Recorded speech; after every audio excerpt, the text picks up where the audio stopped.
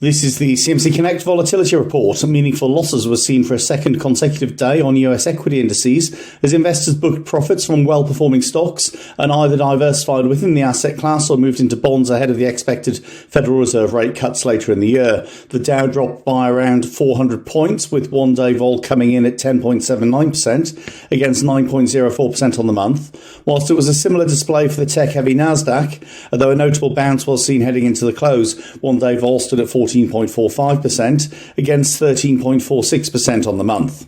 Cryptos remain highly active, with Bitcoin testing fresh all-time highs before collapsing by as much as 10%.